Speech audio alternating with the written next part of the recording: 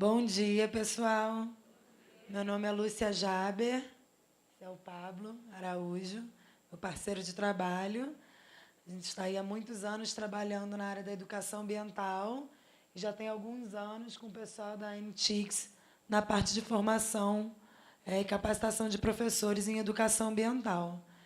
E a gente desenvolveu, junto com o pessoal, toda essa parceria maravilhosa, esse programa de educação cultural com foco nas temáticas ambientais e com esses temas norteadores dos Objetivos do Desenvolvimento Sustentável. Foi feita uma seleção a partir das próprias demandas da região e do que já é trabalhado aqui pelos professores, pela rede. E por que a gente acha que essa temática pode ser de grande valia para os professores? A gente tem passado em vários lugares e visto que a Política Nacional de Educação Ambiental ela tem aí quase 20 anos tentando ser implementada no Brasil inteiro. E talvez a maior dificuldade de implementação que a gente tenha visto nos relatos é justamente na capacitação dos professores, né? As temáticas de meio ambiente estão aí, estão dadas, é muito fácil a gente correr atrás dos conteúdos, tem muito material bom sendo divulgado, aberto. Existe uma perspectiva que a gente sempre trabalha, que a educação ambiental não tem patente. Então, as metodologias, os conteúdos, é fácil a gente ter acesso. Mas, como a gente está dizendo aqui, o papel do professor é articular, né? E, muitas vezes, a gente é formado por uma educação que não estimula a gente a essa articulação. Então, essas formações complementares, essa parceria da sociedade, empresas, professores, educadores populares, enfim, quem tem acesso a alguma forma da gente inventar, é o desafio metodológico que a gente tem juntos, e por isso que a gente acha que a participação do professor é tão importante.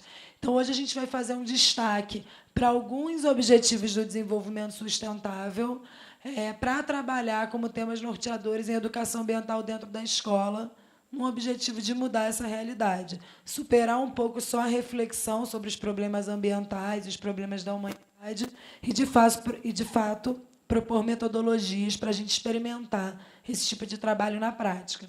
Então, vão ser 5 encontros, né, ao longo do ano.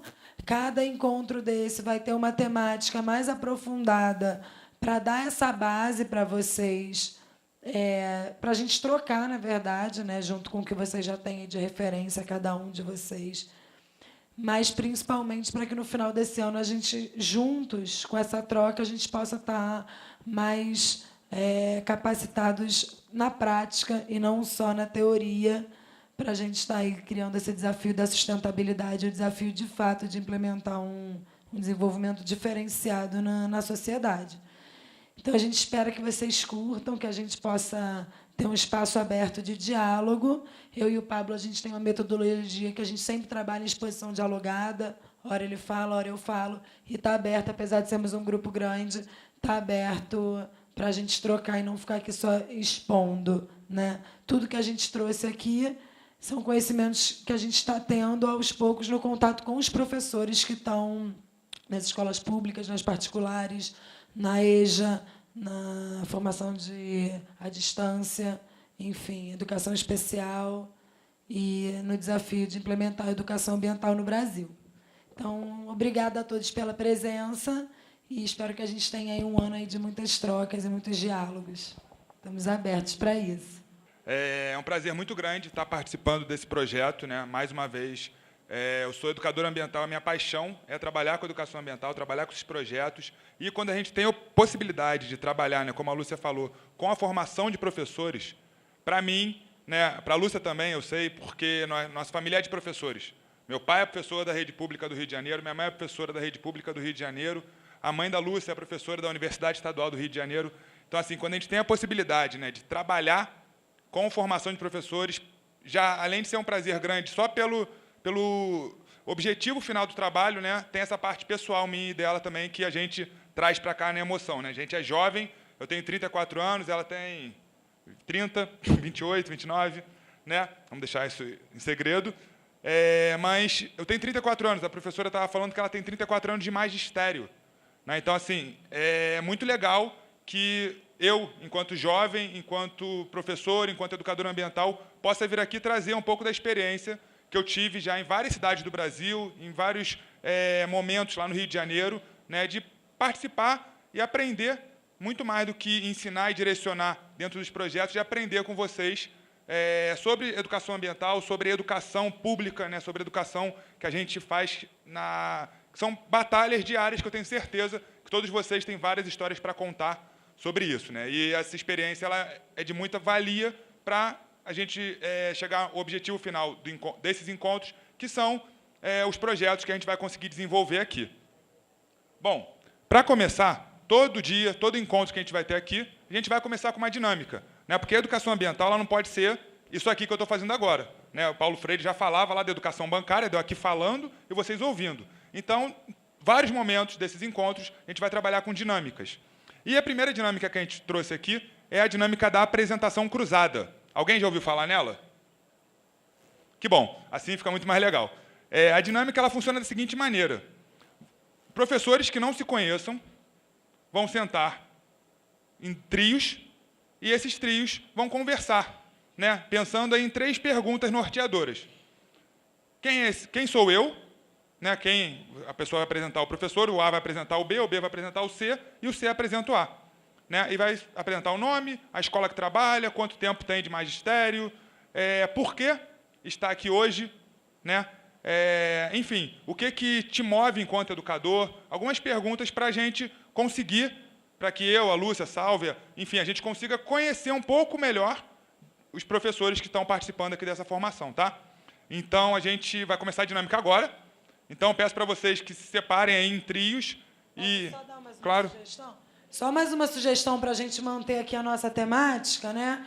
Como a gente está usando como norteador os Objetivos do Desenvolvimento Sustentável, que foram objetivos traçados pela ONU agora na Rio+20, né? A partir de toda a discussão do desenvolvimento sustentável que vem desde os anos 80, mas foi feito pelas cabeças da ONU, né? Pelas grandes cabeças geopolíticas aí do mundo. Então, vamos trazer um pouco isso para a nossa realidade. A gente, quando se apresentar, a gente pode também botar quais são as nossas aspirações, o que a gente acredita enquanto desafio para o desenvolvimento sustentável, sem ficar preso a nenhum princípio da ONU, que a gente ainda nem apresentou oficialmente para vocês. Mas, para vocês, enquanto professores, qual é o verdadeiro desafio do desenvolvimento sustentável? Enquanto professor, né, claro. Então, vamos lá, pessoal. Vamos separar aí. Tem que mexer, tem que ser dinâmico. 10 minutinhos, tá? 10 minutos. Para conversar, então, bem prático. Professores que não se conheçam, isso é muito importante. A gente tem uma mania, toda vez que a gente dá formação em educação ambiental, a gente sempre explica o objetivo de cada dinâmica. E muitas das dinâmicas a gente aprende com outros coletivos de educadores, ou a gente inventa e a gente adapta também, né, para cada realidade. Nesse caso, acho que é a segunda vez que a gente faz num contexto de tanta gente, né? E o que eu achei legal, que eu pesquei, né, várias coisas aqui que o pessoal falou, mas algumas coisas que eu pesquei que estão sempre aparecendo quando a gente vai falar de educação ambiental, da realidade escolar e tal. Uma é a questão interdisciplinar, né, que a gente vê aqui isso bem claro. Vocês tem pessoas, claro, tem muita gente das ciências, da biologia, da geografia, porque acaba que tem uma tendência maior, acaba tendo mais conhecimento, né, e até gostando da temática ambiental, mas a gente tem aqui gente de inglês, de matemática, de física, de química, de artes, de sociologia. Então, isso já é uma das perspectivas mais importantes para trabalhar o que a gente chama de educação ambiental crítica, que já está no material de vocês, mas que vai ser trabalhado mais no segundo workshop. E 2 coisas que foram muito faladas aqui. Um é o desafio metodológico, que a gente vai falar o tempo todo, porque, para a gente, para a linha de educação ambiental que a gente trabalha já há muito tempo com o pessoal, e que esse projeto foi fundamentado, a educação ambiental ela é uma educação que ela, né, traz um adjetivo ambiental, porque, historicamente, a nossa educação tradicional acabou deixando de lado essa preocupação ambiental. Então, nesse sentido, o desafio é, sim, da gente, como vocês falaram, qual é o maior desafio? É conscientizar o aluno. Qual é o maior desafio? É fazer com que o aluno entenda a metodologia de projeto e participe, começo, meio e fim. Então, para a gente, o maior desafio da educação ambiental não é implementar coleta seletiva, não é implementar o saneamento básico. O maior desafio da educação ambiental é se implementar mesmo, né? Então, nesse sentido, tudo é válido. Como a própria Sálvia disse, o resultado final é importante, mas o processo eu acho que é o mais válido. É aí que a gente vai ter, talvez, os melhores resultados, né? E um trocando com o outro, pessoal de 30 anos já de magistério, trocando com o pessoal que está chegando agora. Acho que é aí que está a potência da coisa. E os temas que mais falaram aqui, que são os temas, na verdade, que estão matando a humanidade e o planeta Terra, né? 70%, pelo menos no Brasil, 70% do Brasil não tem saneamento básico. Então, de fato, não adianta a gente falar de nada se a gente não fala disso. Eu acho a Amazônia super importante, mas, assim, 70% do Brasil não tem saneamento básico. É um compromisso que todo mundo tem que ter, seja professor ou não, né? Água, a mesma coisa. Na população, nos últimos 50 anos, quintuplicou mais, né, a população mundial, e a água, a mesma água que a gente tem há 6 bilhões de anos, é a mesma quantidade da água que a gente tem para sempre, que vamos ter para sempre. Então, isso, de fato, trabalhar a água, o lúdico, é super importante, mas é preciso gerar mudança ambiental. E eu vi muita gente falando da questão da saúde, teve até gente que falou, eu gosto de meio ambiente, mas, na verdade, eu gosto mais da saúde. E o que mata hoje, né? São as doenças cardiovasculares, estresse, obesidade, AVC, isso tudo está ligado ao modelo de vida que a gente está impondo ao planeta e a gente mesmo, as outras espécies. Então, está tudo interligado. Por isso que os temas de desenvolvimento sustentável são tão importantes. Eles podem ser temas soltos se a gente só usar eles como cartilha, mas eles são mesmo, acho que, conteúdo forte para nortear um trabalho prático do professor, dos coordenadores, enfim, envolvimento da comunidade. Então, o que surgiu aí, na verdade, vocês, a partir da realidade escolar, é o que está acontecendo no mundo. A gente que é do campo da educação ambiental, o Pablo é biólogo de formação, eu sou geógrafa de formação, a gente está sempre pesquisando isso.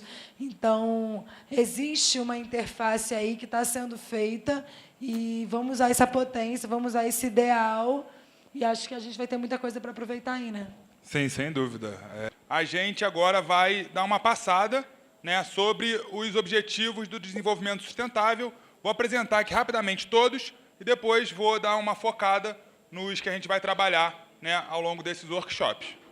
Só para saber, gente, desenvolvimento sustentável no meio ambiental, no meio que a gente está, né, de falar de meio ambiente, mas a partir das humanidades, né, pela educação ambiental, é um termo super controverso.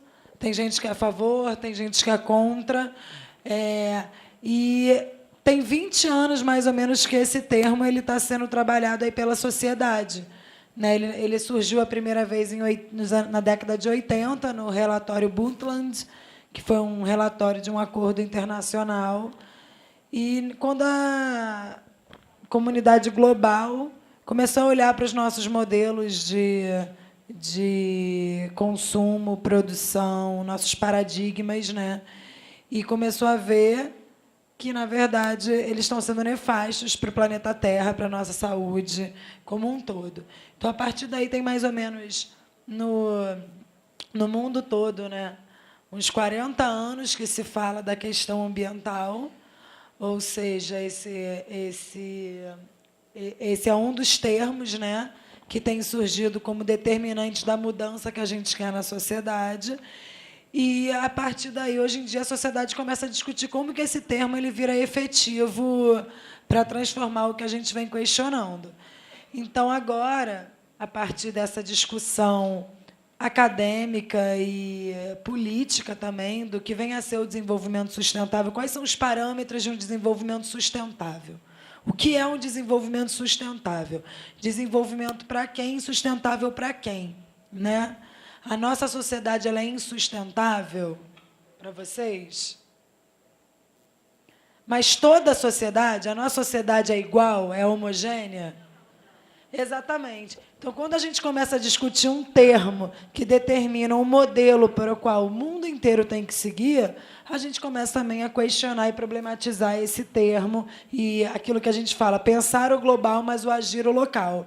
E aí, por isso que esse termo ele é tão interessante para a gente trabalhar em educação, porque ele traz essa possibilidade desse questionamento local, né? Como trazer esses princípios, que são princípios globalizados, para que sejam efetivos localmente. E, a partir disso, foi feito essa seleção prévia de 5 objetivos, junto com o município, né, e os parâmetros educacionais daqui, os objetivos daqui, a realidade daqui, que seriam, talvez, dentro de todos os objetivos que tem no desenvolvimento sustentável, que vocês têm acesso a todos eles no material do professor, foram selecionados 5 objetivos como sendo norteadores das práticas educativas.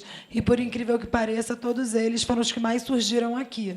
Então, dá para ver que essa seleção foi feita de acordo, né? Sim, sim. E os que não surgiram, né, são esses 2 aqui, que surgiram dentro do que vocês falaram, que são esses 2 objetivos. Educação de qualidade.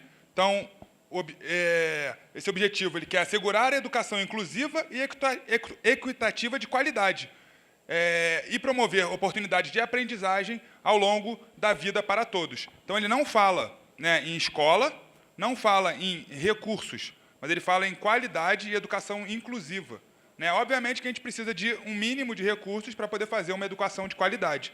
Mas tem um rapaz aí, um amigo nosso, que a gente vai mostrar um vídeo daqui a pouco, que é o Tião Rocha, que ele vai falar um pouquinho sobre a aprendizagem também, né? Que a aprendizagem pode acontecer em qualquer lugar, não precisa ser institucionalizada dentro de uma escola, dentro de uma universidade, né?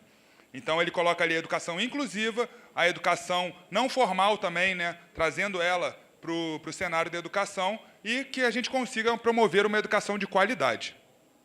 E um outro objetivo que a gente destacou aqui é parcerias e meios de implementação, né? Então, ele fala ali basicamente de cooperação entre diferentes instâncias, então, entre o poder público, as empresas e a sociedade civil, né? Então, esses 3 atores produzindo juntos, eles têm um grande potencial de dar certo.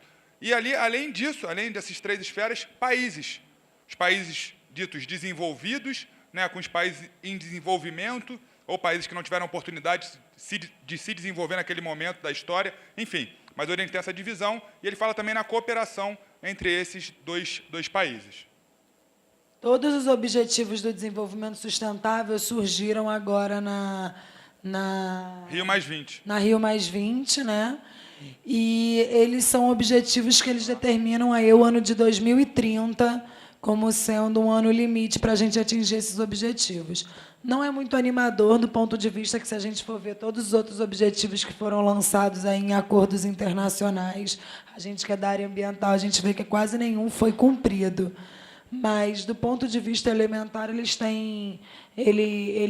dizem muito sobre a potência da educação. Então, acho que são válidos, né? A gente usar eles como norte, até para a gente poder chegar em 2030 e analisar o que foi feito. Esses tratados, esses acordos, eles sempre têm um ano meta, né? E, infelizmente, na recente história, aí, desde se a gente lembrar de protocolo de Quioto, né, depois os objetivos do desenvolvimento para o milênio, e agora os objetivos do desenvolvimento sustentável. A própria política de resíduos sólidos. Exatamente. No Brasil. Política de resíduos sólidos, enfim, a gente lê tudo isso, empolga, a gente fica feliz. De caraca, que legal. Né, eu até estava conversando mais cedo, será que precisa isso estar escrito mesmo? Aí o cara falou, pô, Paulo, mas é que você é do meio ambiente, então você já tem isso quase que tatuado no seu corpo, né? Mas é importante que a gente tenha isso escrito, que a gente tenha isso assinado por 190 países, né, como metas globais a serem atingidas. E, como foi dito por um dos professores, é fundamental que as grandes empresas, né, que controlam hoje a maioria dos recursos do mundo também comprem essa ideia. Por isso, quando a gente vem aqui fazer um projeto desses, em que envolve uma empresa privada, envolve a diretoria de ensino, né, e envolve os professores e também os alunos, a chance de sucesso desses projetos que vão sair daqui, as chances são muito maiores deles, né, serem realizados, os objetivos serem cumpridos, e o processo, ao longo desses projetos, realmente vão transformar vidas, né? Isso a gente não tem dúvida. Falando agora um pouco aqui dos objetivos, vocês já deram uma folheada aí no manual do professor, material do professor? Na página 6, a gente descreveu aqui os objetivos e, se vocês olharem, essas caixas cinzas, elas têm duas coisas muito importantes, que são os links, né? Tem essa abreviação aí que, se vocês digitarem no navegador da internet, vocês vão conseguir acessar os sites onde tem essas informações mais detalhadas, onde tem os relatórios, ou quem tem já o leitor de QR Code no celular, né, pode facilmente também chegar nesses links. Mas tem essas duas ferramentas que vocês conseguem entrar nesse mundo dos objetivos do desenvolvimento sustentável, e ao longo desse material tem outros links e outros materiais interessantes também que vocês vão conseguir acessar. Se a gente for ver do ponto de vista de água potável e saneamento, né, como a gente disse, foi um dos temas que mais surgiu aqui, né, não coincidência por conta do trabalho que vocês estão fazendo agora esse ano, mas também por ser uma das grandes metas mundiais de sobrevivência e qualidade de vida de todos os seres vivos, né? Muito da nossa água já está comprometida. No Brasil, 70% dos brasileiros não têm acesso nenhum, como a escola que falaram que tem água de carro-pipa, que tem fossa que nem séptica é. Isso é a realidade da maioria, né, dos brasileiros. E, no mundo, se a gente for ver, são quase 60% da população mundial sem acesso à água e esgoto. Então, de fato, é uma meta que, se a gente conseguir passar isso para os nossos alunos, isso é um compromisso da sociedade, de tudo que a gente tem que transformar, talvez seja um dos pontos elementares. E é um dos objetivos do desenvolvimento sustentável, em 2030, a gente ter praticamente erradicado essa questão. Produção e consumo responsáveis.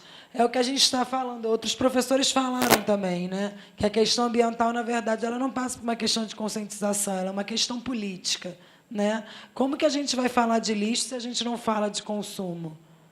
Para a gente, é impossível falar de lixo sem falar de consumo. Para mim, assim, sem querer negligenciar nenhum tipo de trabalho, eu acho que todos são interessantes do ponto de vista educativo, mas nada vai mudar no Brasil nem no mundo se a gente falar de reciclar, reutilizar e não falar de consumo, né? Na verdade, se eu continuar consumindo, vou continuar gastando dinheiro, vou continuar poluindo. Então, esse é um dos pontos que é a conclusão aí de todo mundo, né? A ONU chegou tarde nisso daí, ao meu ver. E só fazer uma provocação aqui para vocês, eu tenho certeza que todos vocês têm em casa uma caneca ou um copo que podem trazer para os próximos workshops para a gente evitar, né? Eu queria deixar aqui o desafio para a gente não usar copo descartável no próximo. Posso contar com vocês? Maravilha, ó. No Brasil não há, gente, né? Não há no Brasil nenhuma indústria que recicle copo plástico. Todos os copos plásticos que a gente usou na nossa vida, tanto de água quanto de café, foram parar na nossa mãe terra, do jeito que eles foram consumidos pela gente, 5 minutinhos. O isopor também. O isopor nem se fala. Então, o desafio é, pegamos esse copinho, vamos ficar com ele o dia inteiro, né? Vamos dar o máximo dele para a gente, né? Eu sou o inimigo número 1 do copo descartável, tá? Sou muito chato com isso. Já deixei de comprar suco quando eu estava morrendo de sede, porque só tinha copo descartável. A menina falou, você tem algum tipo de alergia? Falei, não, isso faz mal para mim. Ela, como assim? Falei, faz mal para minha cabeça. Se eu tomar esse suco aqui no copo descartável, eu não vou ficar bem com isso. Não, e também foi dito sobre a responsabilidade das grandes corporações, né? E aí, nessa parte, também não adianta a gente falar de consumo e conscientizar os alunos, eu não sei quem, não falar de produção. Então, de onde vem? Né? De onde vem? Tudo que a gente faz, tudo que a gente cria, vem do planeta Terra. Então, uma simples pesquisa da origem dos materiais de cada coisa já faz a gente, talvez, desconstruir muita coisa na nossa cabeça. Então, a gente está associando essa questão do lixo à questão política que envolve isso, entendeu? A gente não vai mudar essa questão enquanto professor. A gente pode problematizar ela, potencializar a discussão e quanto cidadãos todos, alunos, professores, empresários, educadores e tal, a gente pressionar a sociedade para que, sim, haja como haja em vários países. Tem muita indústria de reciclagem, tem muita indústria que já trabalha com logística reversa, mas que não tem incentivo no Brasil. É muito caro, né, você colocar uma indústria de reciclagem, você instalar filtros, e no Brasil, infelizmente, não é necessário ainda por lei. As empresas só fazem o que é necessário por lei. Então, esse é um assunto potencial também para ser trabalhado, por isso que foi destacado aí a parte de produção e consumo, não só por vocês, como pela gente também na definição dos objetivos. E o outro objetivo que a gente vai trabalhar é o da vida sobre a Terra, né, que ele é bem focado na preservação dos ecossistemas, né, pensando em todos os serviços ambientais que as unidades de conservação, as áreas verdes, né, as reservas, trazem para a nossa vida, né, como medicamentos, alimentos, abastecimento de água, manutenção do clima, né? Então, a gente vai trabalhar também com essa temática das unidades de conservação, né, focando nelas como uma ferramenta pedagógica. E 60% dos ecossistemas do planeta já estão comprometidos.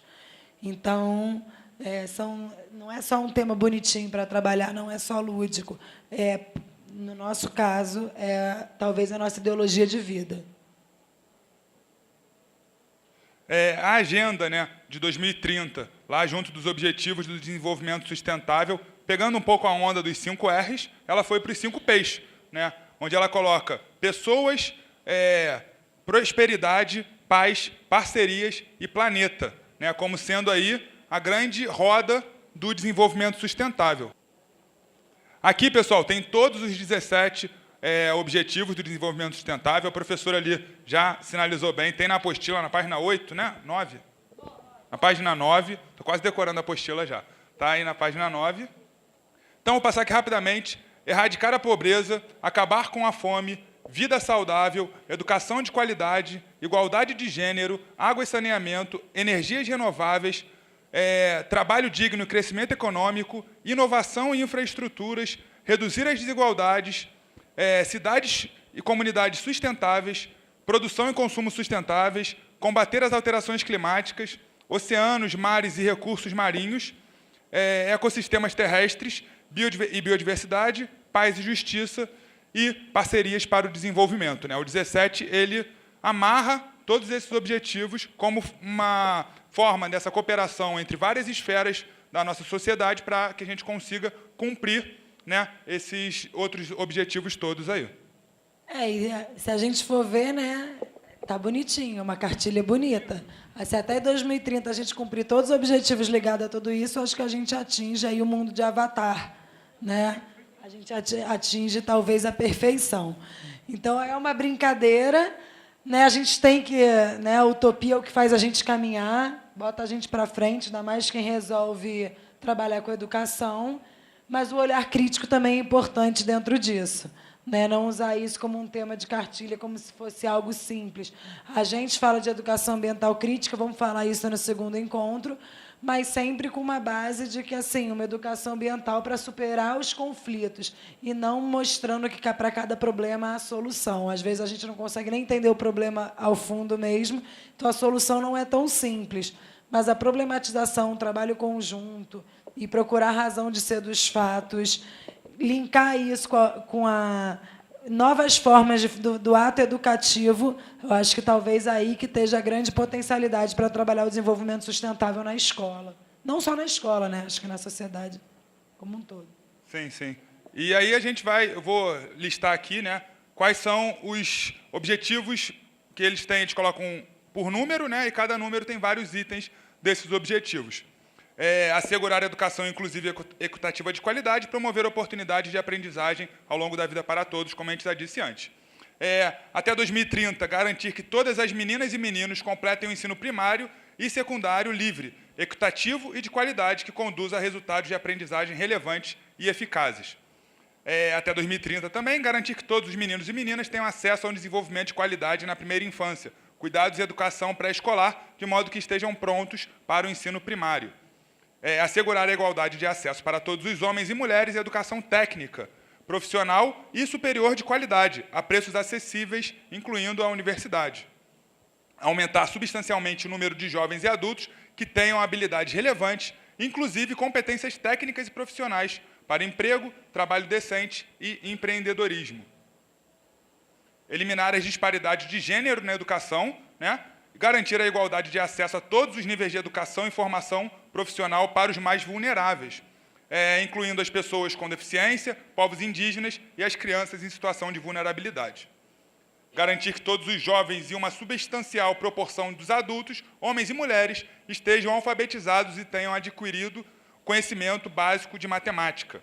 Garantir que todos os alunos adquiram conhecimentos e habilidades necessários para promover o desenvolvimento sustentável, inclusive, entre outros, por meio da educação para o desenvolvimento sustentável e estilo de vida sustentáveis, direitos humanos, igualdade de gênero, promoção de uma cultura de paz e não violência, cidadania global e valorização da diversidade cultural e da contribuição da cultura para o desenvolvimento sustentável.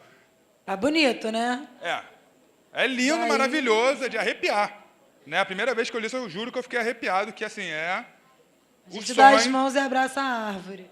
Exatamente. Mas eu fico muito triste, porque a primeira vez que eu li um tratado desse foi o Protocolo de Quioto, e eu lembro do presidente dos Estados Unidos, logo depois falando, não, a gente vai assinar, porém, se isso aí atrapalhar o meu desenvolvimento econômico, eu estou fora e que se dane o resto do mundo. Né? Então, ele teve essa visão, e aí por isso que eu sou um pouco receoso, mas vendo todos vocês aqui, mais de 70 professores nessa sala, eu tenho certeza que as grandes revoluções vão começar por pequenas ações, por um pequeno grupo de pessoas. Né? As grandes revoluções do mundo dizem que começaram com 10% das pessoas. E passando por vários lugares, participando de vários cursos, conhecendo várias pessoas, eu, a Lúcia, e vocês também, eu tenho certeza que vocês conhecem aí um bom percentual desses 10% e a gente está no caminho certo. Né? A gente não pode desistir jamais.